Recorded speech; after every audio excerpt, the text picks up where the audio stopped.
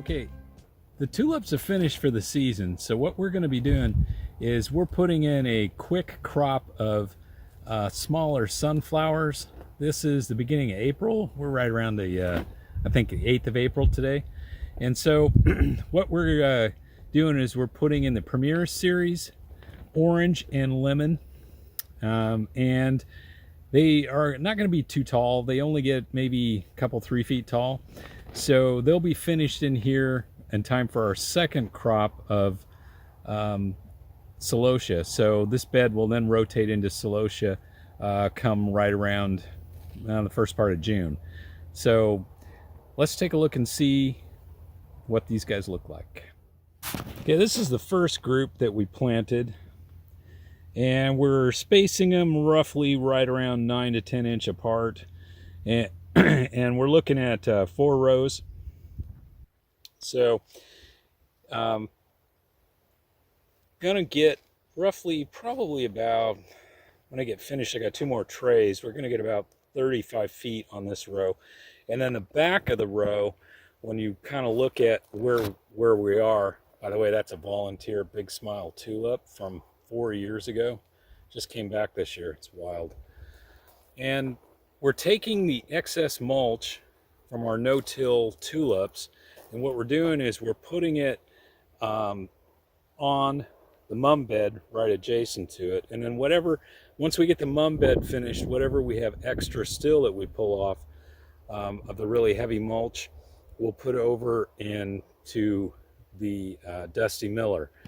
So the mulch on top of the tulips was probably roughly about 4 inches deep.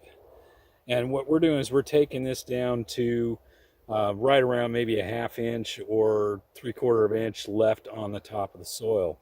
So we're going to get really good contact when we plant the remaining sunflowers in. And this kind of works out really well. So the mulch isn't moved anywhere outside of the tunnel. The excess mulch is just simply moved over to other beds that need it. And that's a really good, efficient use, I think. So one of the things we like to do is we like to create kind of an inoculant mix. So we use this old mortar tray. It's got a little air in the line there. And we fill it with water up about, maybe 2/3. Kind of mix it up nice. And then we're going to set the sunflowers in here for about a 3-minute soak. And that just helps, 1, really hydrate them up really well, and 2, what we're able to do is get a nice biology and the basics in the plug itself. So we'll just set them inside of it and let them soak for about 3 minutes. So when you look at it, it's they're sitting in the water, and these guys were planted on the 12th of March. So they've kind of been on hold a bit. It's been so cool that we haven't got them in. So they're kind of maybe a little longer than I would want, but they're not super tall because the cool weather down here has kind of kept them shorter than they probably would have been otherwise. So about 3 minutes there, and while that's going on, we'll be dibbling the holes in. All right, the dibble spacing's really kind of pretty easy. We're kind of looking at, about 10 inches apart roughly, and I'm just gonna be putting the holes in roughly as best I can, kind of following the drip lines for the most part. Now what we did before we planted is we always make sure we wet the bed down really good. So we try to get it dampened down like a day beforehand, or at least several hours beforehand, so that the actual contact with the plug in the soil is it's going from moist to moist, and that's kind of the lowering the transplant shock when we do that.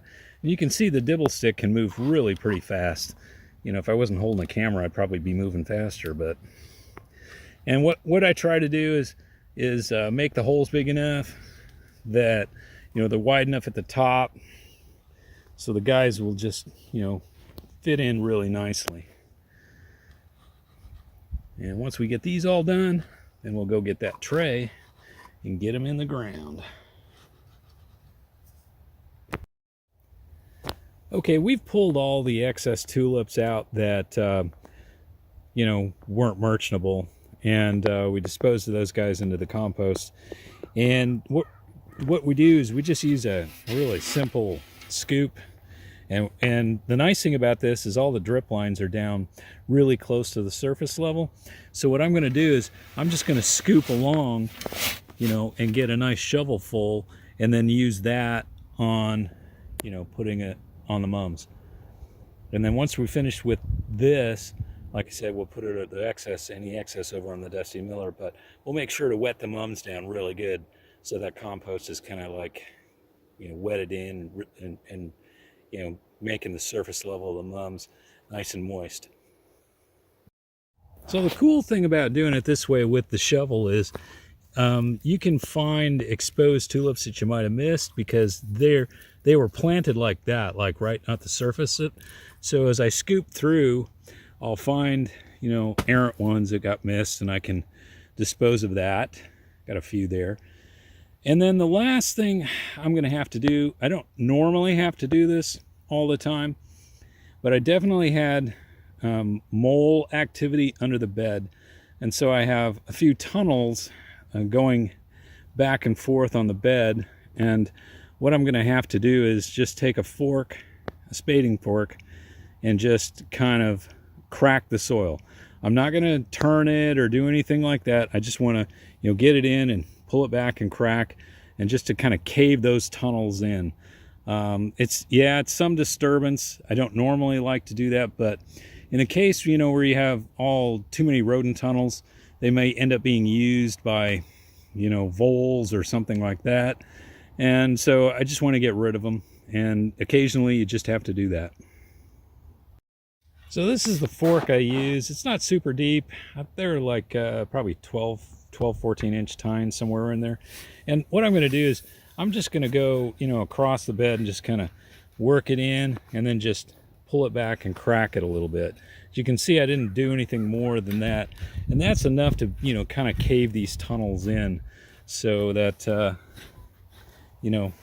we get rid of that possibility of some rodent using it for some other nefarious purpose. So it doesn't take long to do it. You can kind of whip through it pretty fast.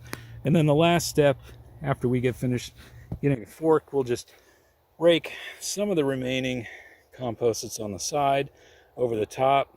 So they'll end up being on the top itself, probably somewhere in the neighborhood of about a 1/2 inch of actual compost over the soil. Okay, planting's a real cinch using this 6-pack system. Once they're soaked, these guys come out of it pretty well. And what we can do is just, pretty easily just kind of pull them out. So I just kind of tend to lay it on the side, and you can see the roots in these guys. So they're pretty well developed. But it's really easy just to plant them in the holes, and you just kind of put them in like that. And that's all there is to it. And we just kind of whip through the trays and get them done. So actuality, you can get these guys out. If you just turn them upside down, they'll just slip out. And that's how you can get going real fast. I mean, I can zip through a 6-pack of these guys in no time at all. As you can see, since they've wetted down, they're actually, really easy to come out. They don't stick, and they can go right in. Well, after we got the holes dibbled, the actual planting time goes really fast. If it took me probably 10, maybe 15 minutes tops to get these 2 trays in, and I don't even really think it would have took that long with a younger, more robust kind of person. So the point is, you can flip a tulip bed pretty fast. And you think about what we did here. These were no-dig tulips, meaning we didn't dig a trench. We lined the tulips up. You can check the video out on that we did last fall. And then we buried them with top compost, and that's what they grew through to stabilize them. But the roots went into the ground itself. Then when we're finished, we came through and we scraped the compost off the top, applied that as a mulch, and leaving maybe a 1/2 inch to 3/4 of an inch of compost left. Drip lines are all ready to go. They're just basically uncovered. And then we wet it down thoroughly and plant. And that's the bed flip. It's pretty fast.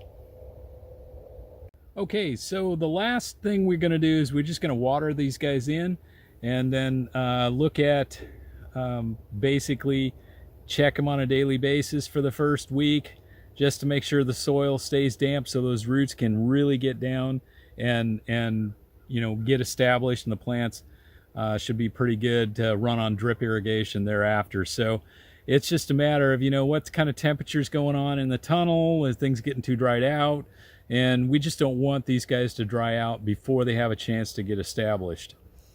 That's it. It's really a pretty easy flip.